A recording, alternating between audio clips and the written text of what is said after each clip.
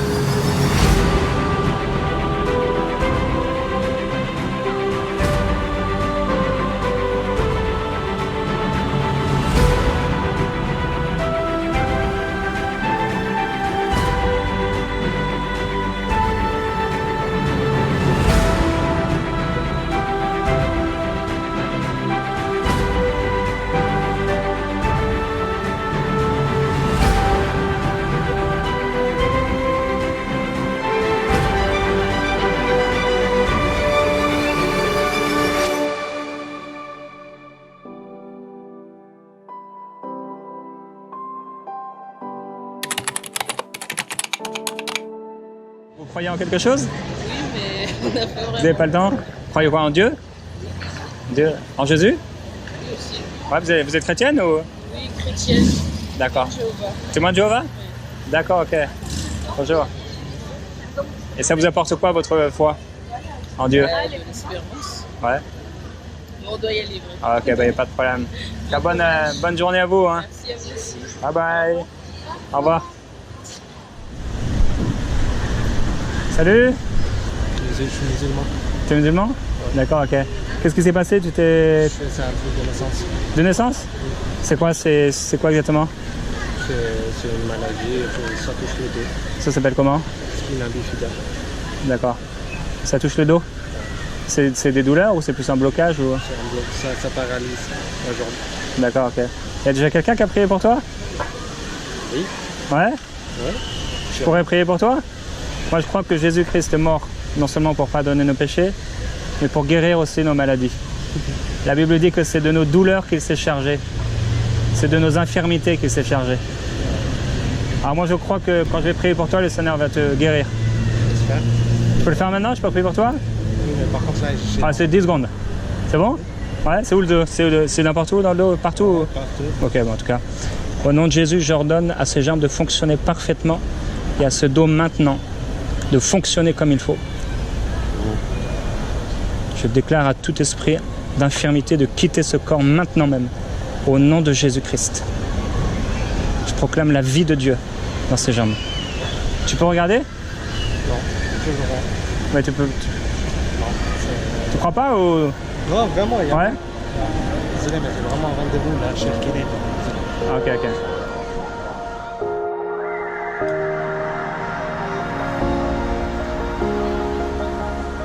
Alors parfois, il n'y a pas de résultat direct, mais il faut continuer et persévérer et croire à la parole de Jésus qui a dit « Vous imposerez les mains sur les malades et ils seront guéris ». Maintenant, je crois que la guérison vient toujours, elle ne se reçoit pas toujours. Et je crois que Jésus guérit toujours à chaque fois que nous prions, le Seigneur guérit.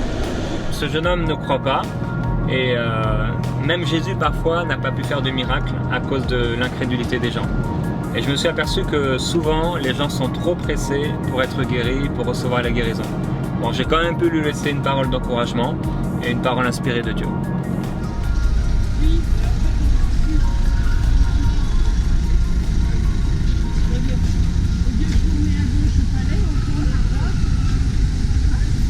C'est difficile de faire rentrer un très gros instrument de musique dans une voiture.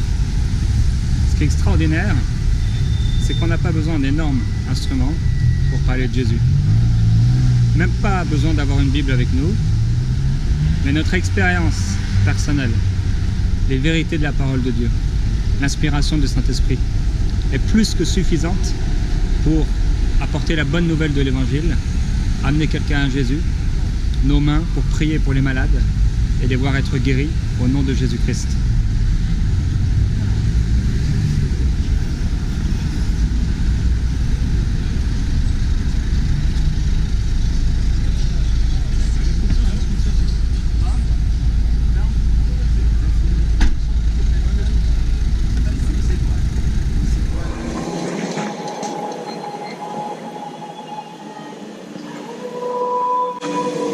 monsieur. Excusez-moi, je vous ai fait peur. Vous croyez en Dieu?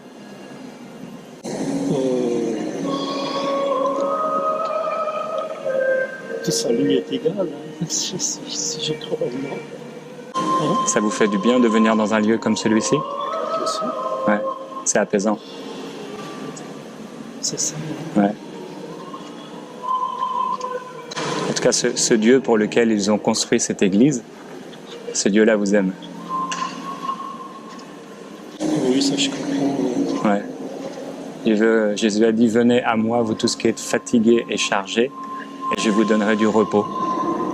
Ce repos, il est pour vous. Parce qu'il vous aime, parce qu'il connaît votre vie, parce qu'il connaît votre parcours.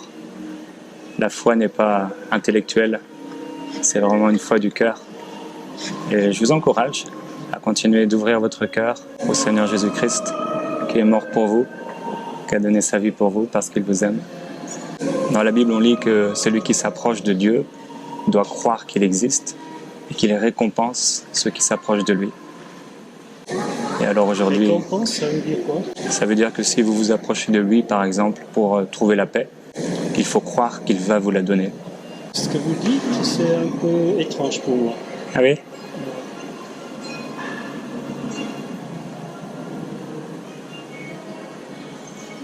Je crois que notre rencontre n'est pas un hasard. Quelle rencontre? Celle-ci? Vous et moi? Oui. Oui, rien par hasard. Si vous voulez. Vous voudriez bien que je prie pour vous? Moi, c'est Jérémy, mon prénom. Bonjour Jérémy. Je pense qu'il y a beaucoup de choses à faire dans le monde. Vous priez pour ceux qui sont vraiment besoin. Ah oui, c'est vrai. Il y a beaucoup de besoins, mais chaque être humain, Dieu l'aime particulièrement. Et Dieu veut se révéler à nous. Il veut se démontrer. Il veut montrer qu'il est là. C'est pourquoi je prie que sa présence vous remplisse maintenant même. Que sa présence descende sur vous. Qu'il remplisse votre cœur. Qu'il guérisse vos blessures. Et qu'il vous touche par son amour. Il vous aime tellement. Vous s'approchez de lui comme un petit enfant. Vous savez, moi j'ai l'impression que ça n'a aucune importance parce que cette présence divine, elle existe si je suis là ou si je suis mort. C'est toujours la présence éternelle. Et moi,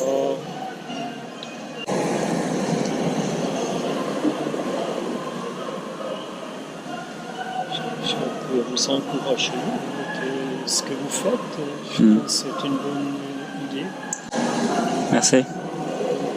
Vous croyez en De la... parler de Dieu et de parler de l'amour, c'est une bonne idée. Ouais. Vous croyez en la vie éternelle alors?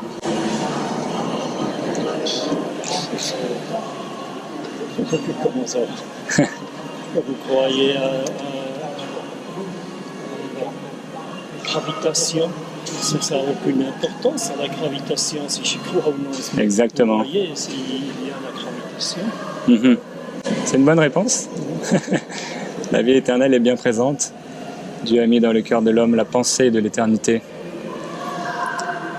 Si vous croyez en Jésus-Christ, si vous lui demandez pardon pour vos péchés, si vous le recevez dans votre vie, il vous donne la vie éternelle. La vie éternelle, c'est lui, c'est Jésus. Personne d'autre. Il est celui qui a été envoyé du Père pour nous, le seul médiateur entre Dieu et nous.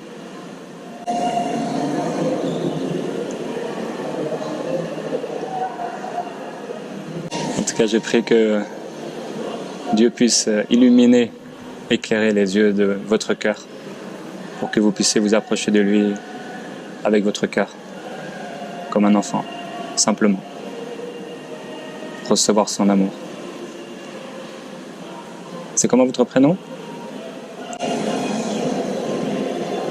Je m'appelle Martin. Martin. En tout cas, enchanté Martin. Que sa présence vous remplisse. À bientôt. Hein. À bientôt. Bon après-midi. Au revoir.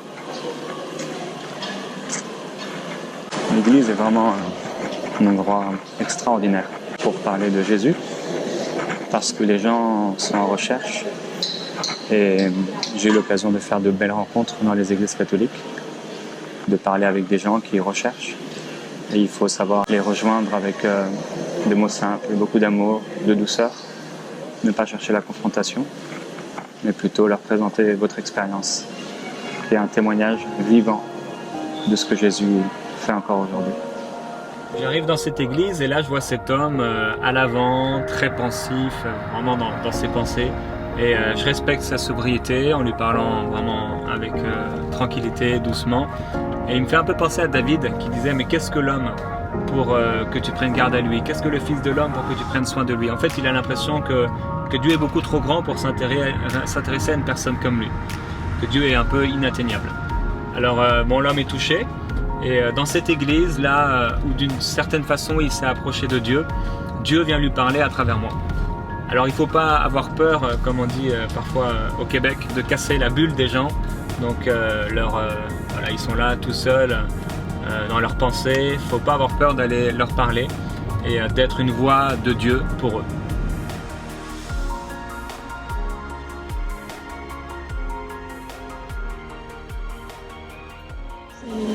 C'est-à-dire les églises, ils sont devenus des monuments historiques. On rentre pour photographier.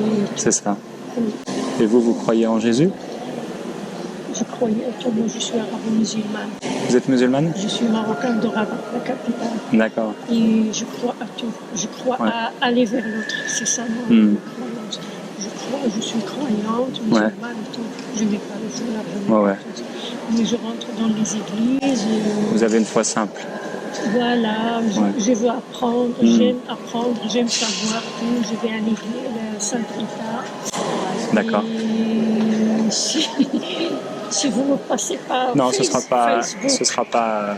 On cachera le visage. Parce que je suis musulmane, n'oubliez pas que je risque de... Il n'y a pas de problème. Alors moi je crois à tout.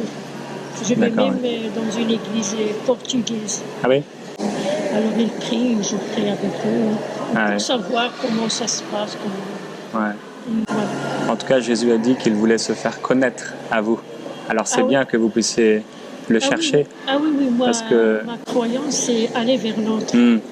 Jésus a dit cherchez et vous trouverez. Alors le Seigneur Jésus, en fait, il vous cherche, c'est Dieu qui vous cherche. Et il veut vous révéler Jésus. Mais il veut vraiment vous montrer la beauté de Jésus. Et je prie que vous puissiez découvrir la beauté de Jésus. Merci beaucoup. Merci. Que sa paix vous remplisse. Non, vous serez... Il n'y a pas de problème, vous serez caché. Ne vous inquiétez pas. Il y a Jésus-Christ, celui qui est mort pour vous pardonner, pour vous aimer, pour vous remplir de sa paix. Il vous aime. Et il veut se révéler à vous. Je prie que vous fassiez des rêves de Jésus, où il va se montrer à vous. Si vous venez à lui et que vous lui dites « Jésus, si tu existes vraiment, si tu es vivant, montre-le-moi ». Il va le faire. Pour moi, il l'a fait. Pour beaucoup d'hommes et de femmes, il l'a fait. Il m'a rempli de son amour. C'était extraordinaire. Il ne m'a jamais quitté. C'est bizarre. Les Iraniens, les musulmans d'Iran, je connais des Iraniens qui vont toujours à l'église et ils disent toujours qu'ils ont quelque chose avec Jésus. Ah oui. En Iran, je ne sais pas. Ouais, comme c'est très musulman aussi. Ils rêvent de Jésus. C'est ça. Je ne sais pas tout. Parce que je crois que comme il y a beaucoup de musulmans, Jésus veut se montrer, se révéler. Parce que beaucoup le cherchent, beaucoup de gens le cherchent. Mais ils ont peur de la religion, ils ont peur des hommes religieux qui sont méchants, comme vous le dites, qui sont prêts à... Alors ils cherchent en secret et Jésus, en secret, se révèle à eux. Je prie qu'il fasse la même chose avec vous. Merci. Parce qu'il vous aime. Merci beaucoup, c'est gentil. Avec plaisir. Et surtout si vous... Oui, ne vous inquiétez pas, j'ai promis, il n'y a pas de problème. Et bon après-midi. À vous aussi, bon courage. Demandez-lui, il est réel. Même à la maison, il... Oui. Nous, on fait comme ça, je ne fais pas comme ça. C'est bien, il faut élever les mains vers lui. À bientôt. À bientôt. Voilà, les gens ont peur de la religion, parfois des hommes religieux. Alors ils se cachent, mais en secret, comme je l'ai dit, en secret ils cherchent le Seigneur et en secret le Seigneur se révèle à eux. Ce que vous semez dans la vie d'une personne, c'est tellement précieux. Ça a la capacité de sauver sa vie. Voici une femme qui veut apprendre et qui est ouverte. Elle est de confession musulmane, mais va dans des églises. Et elle a très très peur des musulmans extrémistes. C'est pour ça à plusieurs reprises, elle va me demander de cacher son visage. Elle a très peur qu'on la reconnaisse. Et elle me parle d'aller vers l'autre. Elle trouve ça important, ça a l'air important pour elle. Et je lui dis qu'en fait, c'est Dieu qui va vers elle, que Dieu la cherche, que Dieu est intéressé à elle. Et pendant que je suis en train de dire à la femme que je vais prier pour qu'elle ait un rêve de Jésus, elle me dit qu'en fait, elle a entendu beaucoup de musulmans en Iran qui ont reçu des visions, des songes de Jésus-Christ. Et ça vient certainement nourrir une soif qu'elle avait à l'intérieur d'elle par rapport à ces histoires qu'elle a entendues de musulmans qui ont vu Jésus en vision. Alors, lorsque les gens sont dans une religion, comme cette femme, il faut les amener à Jésus. Et là, c'est ce que j'essaie de faire en quelques mots et avec beaucoup d'amour. Et alors vous, votre foi, ça fait longtemps ? C'est très compliqué puisque en fait, j'ai été baptisé lorsque j'étais petit. Ouais. Après, j'avais une période de recherche, de questionnement. Ou plutôt de calme. De calme quoi. Et lorsque je suis venu, j'ai continué mes études ici, donc ça a un petit peu évolué. Donc là, je suis toujours en recherche de réponses par rapport à mes questions, mais j'essaie de rendre ma foi beaucoup moins tiède. Vous avez fait quelques expériences un peu avec Dieu ? Oui. La première expérience déjà, lorsque je suis arrivé à Nice, c'est qu'il y a une aumônerie étudiante, catholique étudiante. D'accord, ouais. À la paroisse qui est près, à la paroisse du Feu. D'accord. Et en fait, le fait de vivre sa foi avec des personnes qui nous ressemblent, des jeunes comme qui nous ressemblent, qui sont aussi passés peu ou prou par la même, on va dire, par le même parcours spirituel. Ça a pu m'aider au fait.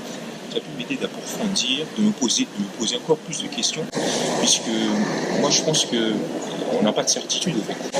On n'a aucune certitude et le fait de se confronter par rapport à d'autres expériences, ça forge et ça permet d'aller beaucoup plus loin. D'accord. Enfin, pour ce qui me concerne.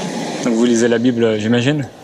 Oui, pas régulièrement. Pas régulièrement. Je veux dire, un jour on m'a posé la question, est-ce que vous priez tous les jours à des rythmes réguliers? Non. J'essaie de faire ça au feeling. Peut-être que c'est très simpliste de dire ça, mais selon le besoin, selon ce que vous ressentez. Selon ce que je ressens, j'essaie de prier.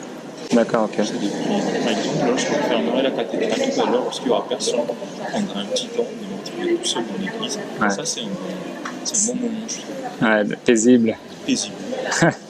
Ouais. Et moi aussi, j'ai fait une expérience avec Jésus. D'accord, vous êtes catholique ? Chrétien, je suis chrétien. Ouais. Et il y a plusieurs années maintenant, le 1er janvier 2003, entre autres, dans ma voiture, c'était en Bretagne. Et là, j'ai dit à Dieu, bon, je sais que tu existes. J'allais à l'église aussi, je lisais la Bible, je priais. Mais j'ai dit, cette fois-ci, je veux te donner toute ma vie. Et c'était pas une prière juste de la bouche, mais c'était vraiment une prière du cœur. Et comment ça s'est concrétisé après ? En fait, dès que j'ai fait cette prière-là, j'ai senti une présence d'amour extraordinaire descendre de ma voiture. C'était palpable. Je me suis mis à pleurer, à demander pardon pour mes péchés. Je ne savais pas pourquoi, parce que j'étais déjà croyant. Mais j'ai demandé pardon pour mes péchés et je sentais juste de l'amour. Et à un moment, cette présence divine est comme repartie, mais il a laissé quelqu'un. Et en fait, Jésus a dit, vous avez dû lire ça, je ne vous laisse pas orphelin, je vous envoie le Saint-Esprit. Et il est devenu tellement réel pour moi, tellement extraordinaire. Il m'a transformé complètement. Concrètement, dans votre vie, avant et après cet événement, qu'est-ce qui a changé ? Tout. Pas le physique, mais quoique si j'avais été malade, j'aurais peut-être été guéri. Mais c'est surtout la communion avec Dieu, en fait, l'intimité, la présence de Dieu, Dieu qui parle. Puisqu'après, il a commencé à me parler d'une manière simple, dans mes choix, dans mes prières, tout ça, d'une manière quotidienne en fait, dans la communion avec lui, mais sa paix, sa présence, son amour, un besoin de le louer davantage, de l'adorer, de le remercier. toutes ces choses en fait. Et la révélation de Jésus comme une personne en fait, comme un ami. Et il est tellement réel. La religion n'a pas en soi un pouvoir, mais par contre Jésus a vraiment le pouvoir de pardonner nos péchés. Il est tellement réel en fait. Là, je prie que vous puissiez, c'est ça, encore plus expérimenter la présence de Dieu. Je ne suis pas encore arrivé au bout, puisque je suis quelqu'un de très cartésien. Ouais, c'est ça. Très cartésien, et lorsque je parle avec des gens qui ont la foi, lorsque je lis des livres sur, par exemple, l'abondance à la providence divine, c'est un discours qui à un moment donné m'a un petit peu surpris, puisque ça dépasse toute logique humaine en fait. C'est sûr, la foi. Ça dépasse toute logique humaine, et ça m'a perturbé. Ça continue encore à me perturber. Mais j'essaie de lâcher prise. C'est pas facile. C'est pas facile. J'essaie de lâcher prise. J'essaie d'apprendre à lâcher prise. C'est pas du tout facile. Parce que pour moi, jusqu'à un moment, tout devrait avoir une explication. Ouais. Tout devrait s'expliquer. Je suis encore dans une phase de questionnement, de recherche. Dans le Nouveau Testament, l'apôtre Paul a dit un jour, 1 Corinthiens je crois, il a dit « L'homme psychique ne reçoit pas les choses de l'Esprit de Dieu parce qu'elles sont une folie pour lui, dans le sens où c'est incompréhensible. » Et un jour, Jésus était en train de marcher avec la foule qu'il suivait, et il s'est retourné vers la foule, il a dit à la foule « Si quelqu'un veut me suivre », pourtant ils étaient en train de le suivre, mais il a dit à cette foule, entre guillemets religieuse, « Si quelqu'un veut me suivre, qu'il renonce à lui-même, qu'il se charge de sa croix, et alors qu'il me suive. » Et c'est souvent effectivement cette expérience que les gens ont du mal à faire, c'est lâcher totalement prise. Justement, c'est ça au fait. Puisque il y a finalement un aspect de peur, on peut le dire. Parce que finalement, on s'embarque vers, entre guillemets, l'inconnu, c'est pas l'inconnu. En fait, beaucoup de gens recherchent Dieu, mais ils tournent autour, jusqu'à parfois même leur mort, parce qu'ils sont pas prêts à s'abandonner. Moi, je t'encourage à vraiment... Tout à l'heure, quand il n'y aura plus personne, à dire Seigneur, je te donne toute ma vie. Prends le contrôle, règne, deviens vraiment non seulement mon sauveur, mais mon Seigneur. Viens tout diriger. Prends toute ma vie. Prends toute la place. Il va le faire, il va te toucher. Il est tellement vivant, tellement réel. Il est mieux qu'un Jésus dessiné sur un tableau. Il est vraiment réel. Tu sais. Un jour, Jésus était avec une femme, la femme samaritaine. Cette femme disait à Jésus... Vous vous dites que c'est à Jérusalem qu'il faut adorer. Et Jésus a dit, je te le dis, ce sera demain ni à Jérusalem, ni sur une montagne qu'il faut adorer, mais partout. En fait, le Père cherche des adorateurs, en esprit, en vérité. Tu connais ce passage? Donc il cherche partout, en fait, que ce soit dans une église catholique, évangélique, ou dans la rue, où que ce soit. Tout à l'heure, là, quand tu seras tout seul, là, il te cherche, il attend. Il attend. Mais Jésus a dit aussi que si on s'approche justement de lui, en abandonnant tout, il dit, je vous donnerai une paix que le monde ne connaît pas. Ça veut dire ceux qui ne lui appartiennent pas, ne connaissent pas. Et cette paix, je prie qu'elle te remplisse. Maintenant même, j'ai pris sa présence tellement forte sur toi. Et ça, il va te toucher. Vraiment. Approche-toi de lui avec ton cœur. Il ne faut pas que tu restes dans une église sans le connaître intimement. Dans l'Ancien Testament, il reprochait aux gens, il disait, vous priez avec votre bouche, mais votre cœur est éloigné de moi. Alors je prie que non seulement la bouche, mais ton cœur désire sincèrement tout lui donner.